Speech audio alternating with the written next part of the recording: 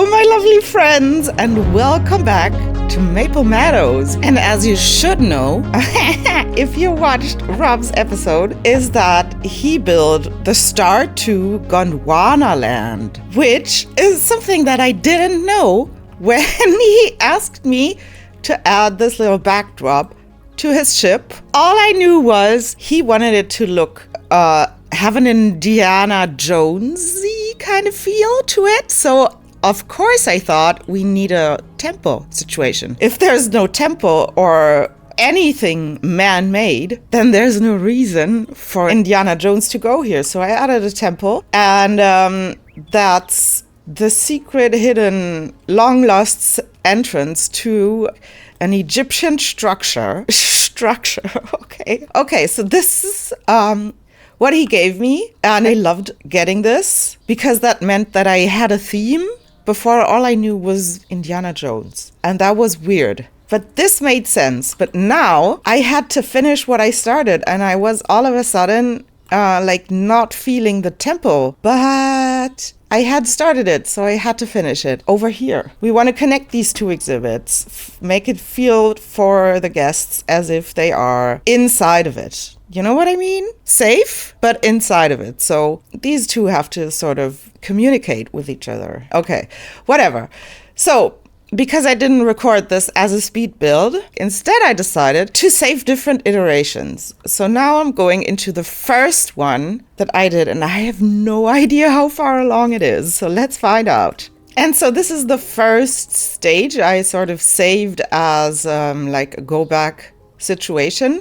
And what I did was I expanded the concrete art that Rob had installed here anyways and repeated Gondwana land here. And also what I added is this lagoon hatchery, and I covered the water with the concrete Indominus Rex paddock thing. And it's of course the Spinosaurus per house, you know, to sort of match this one. It's not decorated, and it will stay this way because that's the sort of stuff I didn't get to. But also I added like this little, I wanted to make it fit with the other side. And of course I added a ton of lagoon rocks so I could put them around here. And I added this little pretend exit of whatever it is we entered here. Might be a tunnel, right? Leading into a tomb. Maybe there's a tomb somewhere. You never know. You never know. And on the opposite side, I used the reference of the Valley of the Kings. I built this staircase. This looks like a whole more trouble than it actually was. As you know, maybe if you don't remember, rewatch my sauropod shelter. But I use the copy and paste function for this, so it's easy. I actually started with one wall until I had like a row of these, then like copied a bunch of Malta walls onto the same place, grabbed all, 6 of them, moved them, and redid the whole thing. So the staircase was pretty easy, and same goes with this, right? I copy rotation and position because we're still on the orientation of the grid of the map, so I can easily move them from left to right and front and back because that's how the grid works, right? So yeah, that's pretty easy. Same for the rotation. It looks like more trouble than it actually was. Okay, yeah, and I added water here because Spino needs water. And like at this point, Rob still thought I was going to go for a deserty thing. And I was like, I have to bring the jungle from here to there. And so even though this is Egyptian, I decided to go for a more jungle booky feel, you know, like an old temple that is completely overtaken by the jungle and by nature. And so that's the next iteration we're going to look at. Here we go. This, it transformed. I added a little bit of rock things. I tried to make something like some sort of rock that looks unfamiliar because, you know, the whole Gondwana thing had to come into play in some way. And yeah, this little teeny tiny watery folly situation, because I added deep fake water here, so I could have these lagoon platforms. I think I can show you the view. It's pretty cool. I thought, you know, Spino, this is the only thing I can't do in PK, so I have to do it here, is to add underwater viewing to the Spino exhibit. And as you can see, I used some of the big tree, and you might say, Miri, why did you go through the trouble of building the entire temple when it's getting all covered up? But you're going to see the structure from different perspectives, and I wanted to make it feel real. And I felt to make it look real, it had to first be there and have the nature come in later and have it grow around it and sort of seep in from the sides. But the reason I used the big tree here, first, it's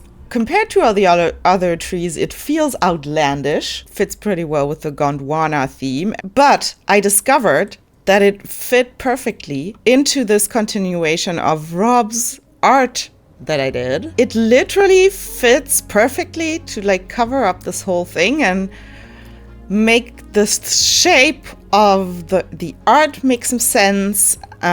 It all fits. It makes it look more real, I thought. And because I thought, you know, we need a second Gondwana land on the other side. So I just placed a bunch of lights, and as I did for the sauropod shelter and everything else, I go here, I select this one, I press K, I go to rotate with R, I press K, and then I select my piece and I press L, go back to G, which is the moving, and L again, and it's on the same position. So I did this for all of the lights because all of the in-game pieces are easily grabbable, even if there's stuff like a lagoon platform right next to them or path. And yeah, and so first I copied all of the lights onto their place, and then I grabbed the pieces and moved them over here. And when I did that, I discovered something, and I decided that those 4 letters need to be split apart. But yeah, this is how it transformed in this iteration, and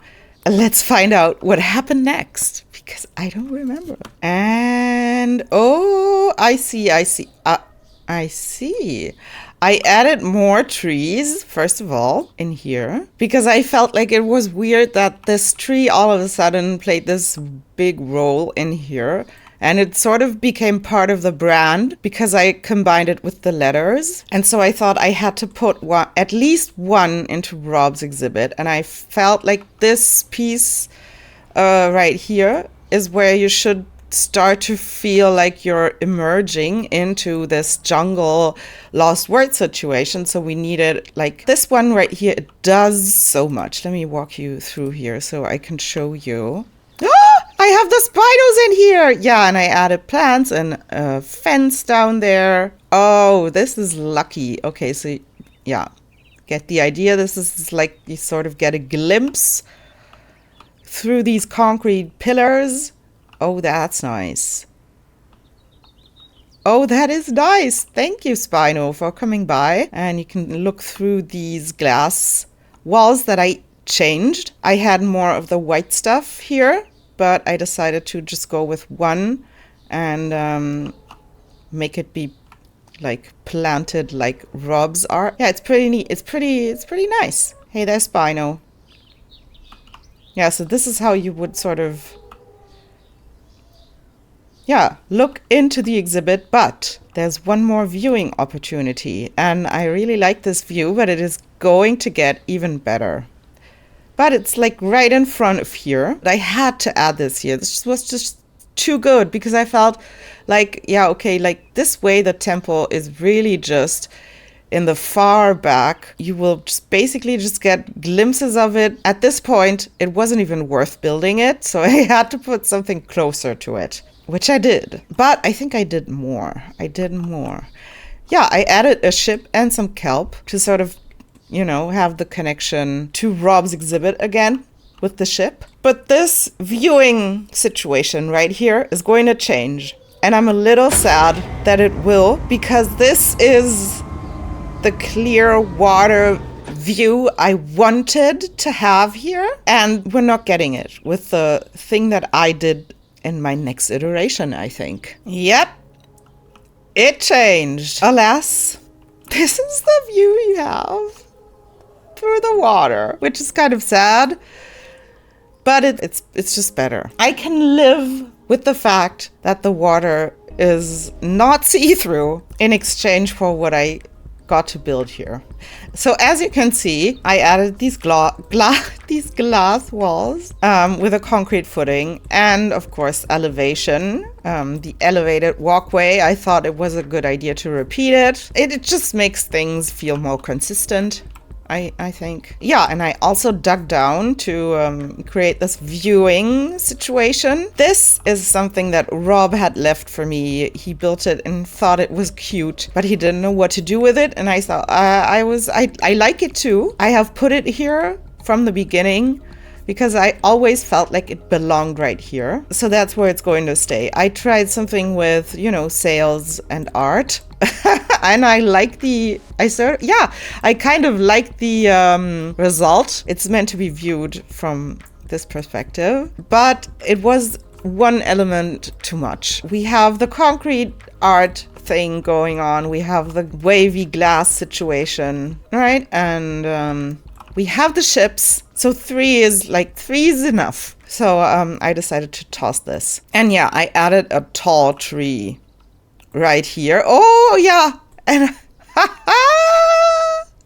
I forgot about this. Damn, I don't know if I finished this exhibit. I think this is the last. Yeah, I felt like this part, like right in front of the raptor house.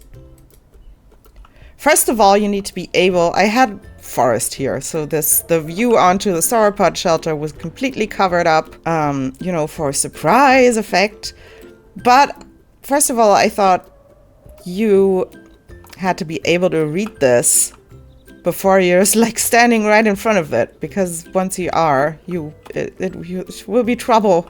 The trouble will be double to read it. Okay, because it's bigger, you know.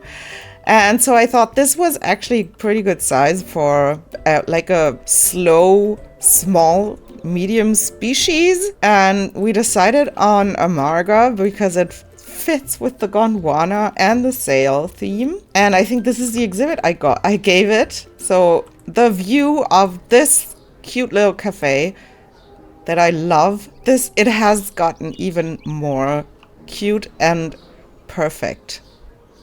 Because now you're looking at this is so cool. Maybe I will go back in and add some sort of temple entrance, tiny little one like this one, to connect it more with the other two exhibits. But yeah, I think apart from that, the view through here into here is pretty cute too. I like that the sauropod shelter is visible now. This is such a cool section of the park. Like you have the raptor house here, then there's the sauropod shelter, and boom, Gondwana land. Very cool. And yeah, what else has I discovered? These cypress trees, and I decided to go with a swampy situation for the Spinosaurus sleeping here. This is so cool. I took a screenshot of pretty much the same image. Apparently they like to sleep here. But yeah, I turned this into a swamp that is overgrown with cypress trees, and this has turned this view into an even better one. So yeah, swamp. I covered the entrance, the dinosaur entrance to their zookeeper house as best as I can. You can sort of see it from this walkway here, but I think that's okay, you know, that's the sort of realism, schmealism we like to work on in this park. The Spinos are doing such a good job, and I think they really like their swamp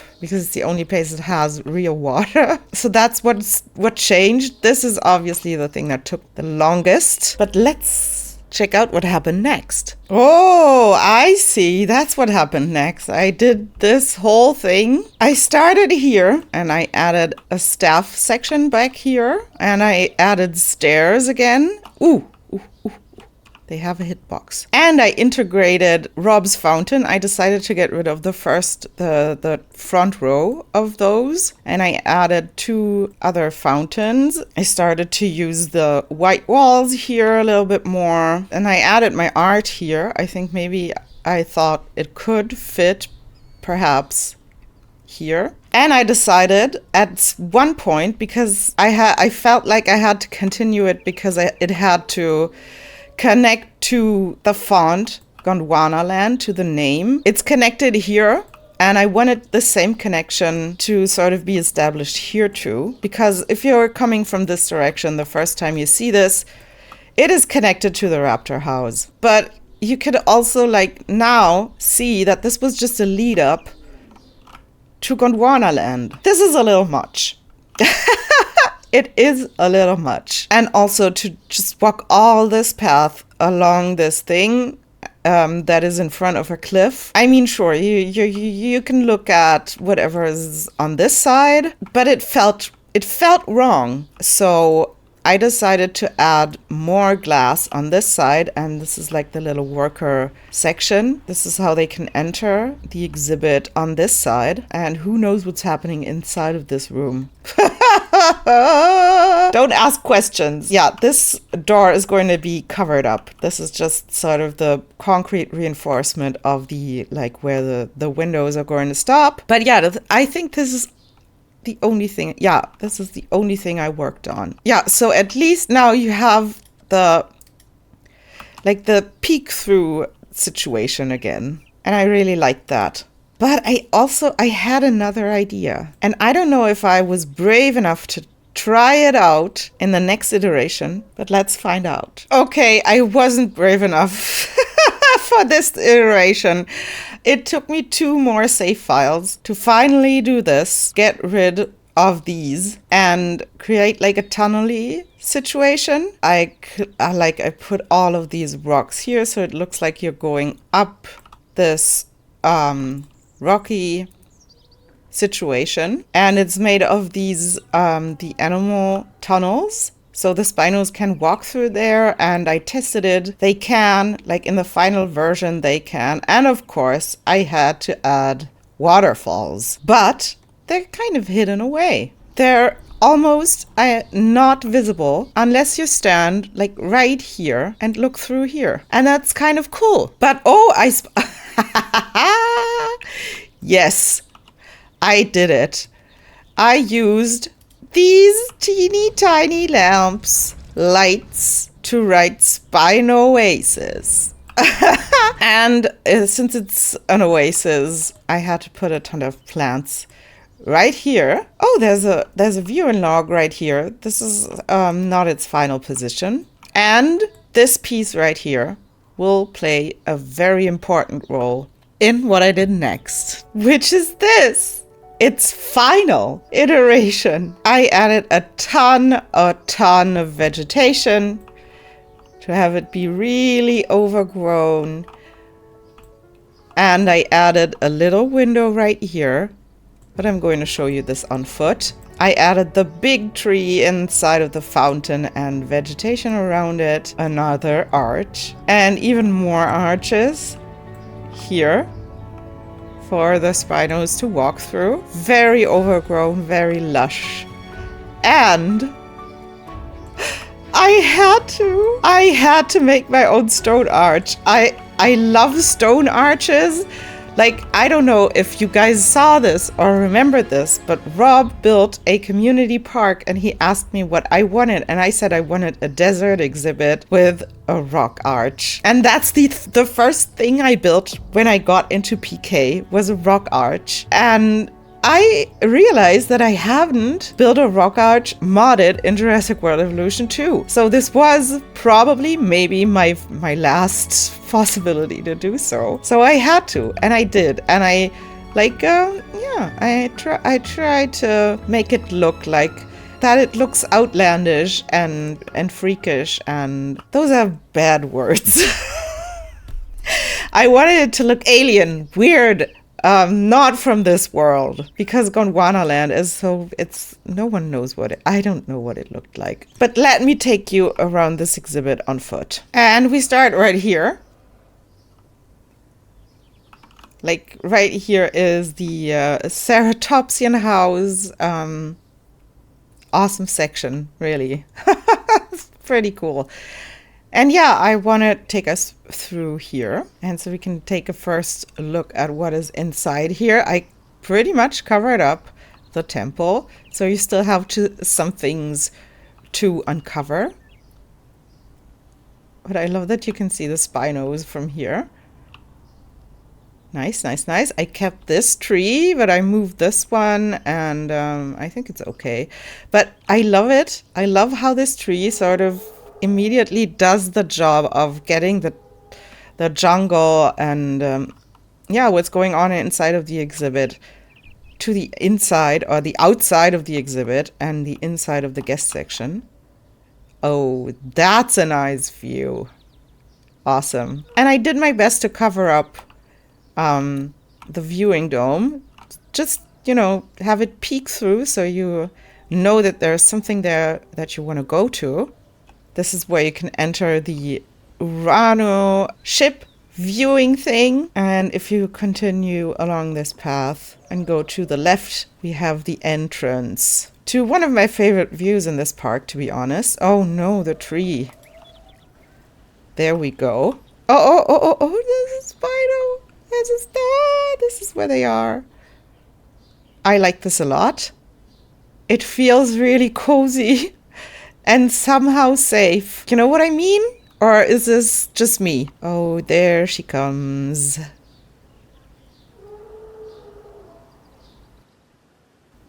Spinosaurus once lived in the coastal wetlands of mangrove forests of Egypt and Morocco, where it would not only feed upon fish and turtles, but target pterosaurs and plesiosaurs. Very nice. Okay, we continue this way. There's the art. Ooh, and there's a little peek through moment right here that gives you a view onto this. I mean, this is brilliant. And yeah, this is just gives you the opportunity to go over here and take a look at the raptors. And yeah, because this one bit of path feels like it's really separated from the rest of Gondwana land, I felt like this one had to be something. It had to be worth you walking through here. And yeah, this is the floating rock. The rock arch right here that you can see through. Actually, the Spinos can walk through there. There he comes. This is amazing. I love this. I love this a lot.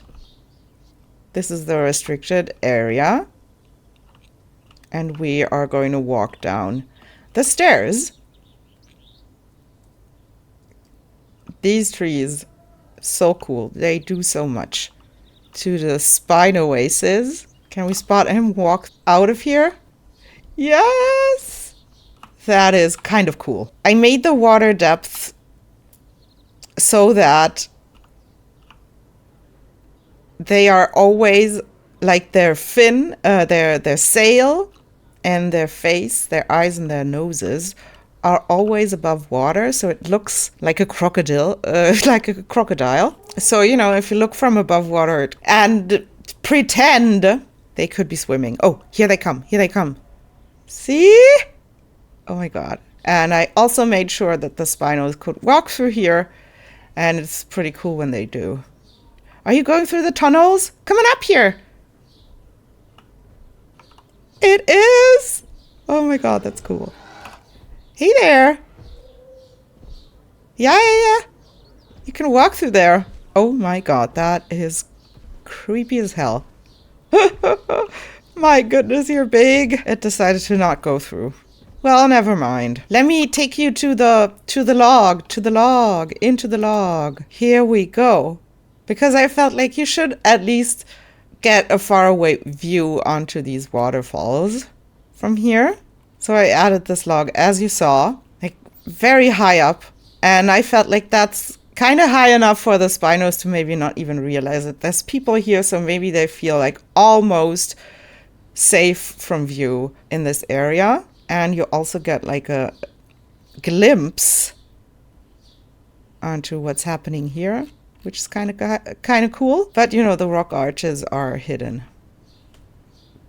which is okay, I think, because you can see them from here. So yeah, guys, that's it. This is what I sent back to Rob. This is my contribution to Gondwana land. I literally forgot about this exhibit and I didn't even delete those. Oh, I'm sorry, Rob. I forgot this exhibit existed, which is so weird. Oh, this is so cool. Oh, this is amazing. I love it. All of these little peek through moments we have in this exhibit. Very nice. Very, very nice. Yeah, so here we go. Gondwana land. The Spinoasis is what I built during my 2 weeks of building time. And I hope you enjoyed me telling you about the process and like the result as much as I do. Oh, and by the way, obviously, I am beyond excited about what we're going to be able to do in Jurassic World Evolution 3. And I've decided to get prepared. So just a tiny announcement about my channel. After Maple Meadows, I will work on finishing Hogwarts so I can end the era of Jurassic World Evolution 2 with the tour of it, because this has to be the last thing I do. And I think I'm going to go more over like to PK, just to get more used to the, you know, the modular stuff. So that's the plan. And I'm really looking forward to Jurassic World Evolution 3. I can't even tell you how much I never, like in my wildest dreams, I mean, okay. And no, I didn't think they would give us this game, and they will, and it's just amazing. I already bought it like the first day. I am really looking forward to this. Everything about it. So I think the minute I get it, I will go on a live stream and start playing the campaign with you without ever taking a look at it, because I'm so excited, and I'm so excited to playing campaign and maybe some challenge stuff to get used to the, you know, like to learn how the game works. I'm really looking forward to this. And I'm really looking forward to all the collaborations that we're going to do, because sharing our files, it will be so much easier. And it's so great to work with someone, because it gives you ideas you never would have had yourself. And combined with the input from the other persons you're working with, that's just an experience I really enjoy, and I hope that many more people will be able to enjoy too with Jurassic World Evolution 3. Now, the only downside to this not being real water is that the Spinos are sleeping here. But it's okay. It's okay. They can hold their breath. Like crocodiles, I guess. Because these look really, really, really crocodilian. Oh, sleepy Spino. Never mind. So that was my 2 cents on Jurassic World Evolution 2. I want it to be October now. But also I don't want it to be October now because I really want to finish Hogwarts Park. And I hope you're as excited as I am about the prospect of us doing this and many more things in the follow-up of this game. This is unbelievable. Anyways, this is really it, guys. Thank you so much for watching. Stay tuned. Bye-bye.